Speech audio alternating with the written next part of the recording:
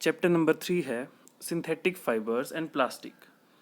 ठीक है, तो आज हम इस चैप्टर की जस्ट इंट्रोडक्शन करेंगे और हम ये जानेंगे कि आगे हम इस चैप्टर में क्या क्या पढ़ेंगे और किसके बारे में पढ़ेंगे।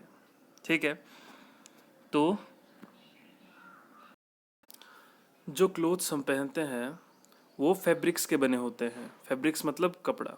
ठीक है, और जो फैब्रिक्स है वो फाइबर से बना होता है। फाइबर मतलब धागा। तो जो कपड़ा होता है वो बहुत सारे धागों से मिलके बना होता है। और ये जो फाइबर है इनके सोर्सेज नेचुरल भी हो सकते हैं और आर्टिफिशियल भी हो सकते हैं। नेचुरल मतलब प्राकृतिक भी हो सकते हैं, आर्टिफिशियल मतलब मैन मेड भी हो सकते हैं। तो आपको बोला है कि कुछ एग्जाम्पल क्या बता सकते हो नेचुरल फाइबर्स के। तो बहुत सारे एग्जाम्पल ऐसे हैं, जैसे क्लास 7th में आपने पढ़ा होगा सिल्क फाइबर हमें मिलता था, जो कि सिल्क मोथ से मिलता है, तो वो भी एक नेचुरल फाइबर है। वूल एक नेचुरल फाइबर है, कॉटन एट्सेट्रा, बहुत सारे ऐसे फाइबर्स हैं। अब बोला है कि हाउस होल्ड आर्टिकल्स मतलब घर पे यूज़ होने वाले ऐसे बहुत सारी चीज़ें हैं जो कि फाइबर से बनती हैं। ठीक है, और आपको बोला है कि आपके घर में जितनी भी ऐसी चीज़ें हैं जो कि फाइबर से बनी हैं, आपको उनकी लिस्ट बनानी है और उनको सेपरेट करना है। और आपको ये बताना है कौन कौन सी ऐसी चीज़ें हैं जो कि नेचुरल फाइबर से बनी हैं और कौन कौन सी ऐसी चीज़ें हैं जो कि आर्टिफिशियल फाइबर से बनी हैं। ठीक है, वो आपको इस टेबल में लिखना है। इसमें आप अपने पेरेंट्स की मदद ले सकते हैं। फिर अगर आप टेबल को भर दोगे तो फिर आपसे एक और क्वेश्चन पूछा जाता है कि आपने कुछ चीज़ों को आर्टिफिशियल क्यों बोला। Why did you label some fibres as artificial, मतलब कुछ फाइबर्स को आपने आर्टिफिशियल क्यों बोला, क्या कुछ रीज़न है आपके पास। ठीक है, तो इसका आंसर क्या होगा, आपने पिछली क्लास में पढ़ा होगा जैसे कि कुछ नेचुरल फाइबर्स होते हैं जैसे कॉटन हो गया, वूल, सिल्क एटसेट्रा। ठीक है, जो कि हमें प्लांट से या फिर एनिमल से मिलते हैं। अब ये तो नेचुरल है ना, तो इनसे जो भी चीज़ें हमें मिलेगी वो भी नेचुरल ही होगी। ठीक है, तो कुछ ऐसे हमारे पास फाइबर्स होते हैं जो हमें प्लांट्स या एनिमल से मिलते हैं, तो इसीलिए उन फाइबर्स को हम नेचुरल फाइबर्स बोलते हैं। प्लांट का एग्जाम्पल हो गया जैसे जूट प्लांट हो गया, ठीक है, जैसे कॉटन प्लांट्स होते हैं। ठीक है, और एनिमल से हमें जैसे वूल मिलता है। ठीक है, तो इसीलिए इनको नेचुरल फाइबर बोला जाता है। फिर आता है सिंथेटिक फाइबर। दूसरी तरफ सिंथेटिक फाइबर्स क्या होते हैं, सिंथेटिक का मतलब होता है मैन मेड। ठीक है, तो ऐसे फाइबर्स जो कि ह्यूमन बींग्स बनाते हैं, जिनको इंसान बनाते हैं केमिकल्स की मदद से, उनको बोला जाता है सिंथेटिक या फिर मैन मेड फाइबर्स। मतलब ऐसे फाइबर्स जिनको इंसान मतलब हम खुद केमिकल की मदद से बनाते हैं, उनको सिंथेटिक और मैन मेड फाइबर्स बोला जाता है। अब ये हमें प्रकृति से नहीं मिलते हैं, हम केमिकल्स का यूज़ करके फाइबर्स को तैयार करते हैं। ठीक है, इसीलिए इनको सिंथेटिक या फिर मैन मेड फाइबर्स बोला जाता है। फिर नेक्स्ट है व्हाट आर सिंथेटिक फाइबर्स।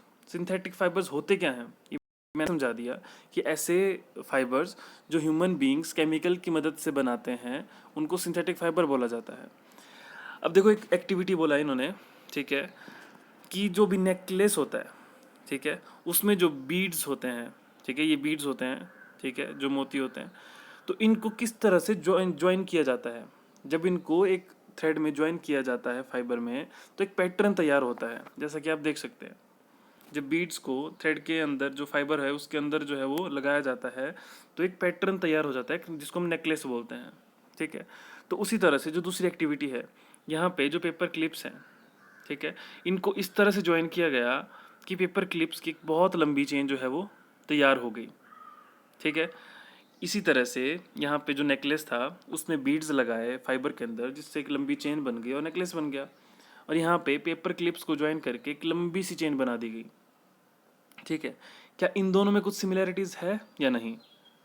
अब देखो ये ध्यान से समझना है इसको, इन दोनों में क्या सिमिलैरिटीज़ हैं। पेपर क्लिप अलग होता है और एक बीड भी अलग होता है। ठीक है, हमने क्या किया, दोनों को एक तरह से ज्वाइन करके एक लंबी चेन बना दी इनकी।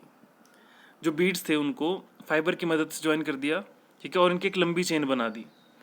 पेपर क्लिप्स को भी एक दूसरे के साथ ज्वाइन करके हमने इसकी लंबी चेन बना दी।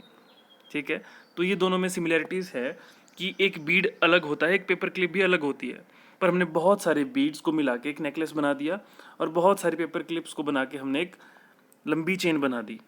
जो सिंथेटिक फाइबर्स होते हैं वो भी कुछ इसी तरह से तैयार किए जाते हैं। ठीक है, ध्यान से समझना, जो सिंथेटिक फाइबर होते हैं, जो मैन मेड होते हैं और केमिकल की मदद से बनाए जाते हैं, वो भी इसी तरह से तैयार किए जाते हैं। मान लो एक छोटा सा केमिकल होगा, ठीक है, एक छोटा सा केमिकल होगा, तो ऐसे बहुत सारे केमिकल्स को मिला के क्या होगा, एक लंबी चेन तैयार की जाएगी। तो इस चेन को हम क्या बोलेंगे, इस चेन को हम बोलेंगे फाइबर, ठीक है। और इन्हीं फाइबर्स का यूज़ करके बहुत सारे फैब्रिक्स जो है वो तैयार किए जाते हैं। अब क्या होता है कि अ synthetic fibre is also a chain of small units joint together. जैसा मैंने भी बताया कि जो सिंथेटिक फाइबर्स क्या होते हैं कि एक चेन होती है बहुत स्मॉल यूनिट्स की, जिनको इकट्ठे जोड़ा जाता है, ठीक है।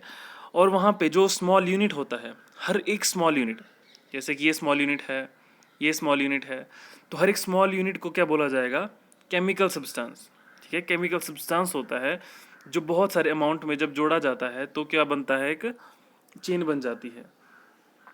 जब बहुत ज़्यादा केमिकल सब्सटेंसेस को, मतलब जब बहुत ज़्यादा स्मॉल यूनिट्स को जोड़ा जाता है और एक लार्ज सिंगल यूनिट बनता है, मतलब जब बहुत सारे स्मॉल यूनिट्स को जोड़ के एक लंबी चेन बना दी जाती है, ठीक है, तो इसको बोला जाता है पॉलीमर, ठीक है। तो इसको बोला जाता है पॉलीमर।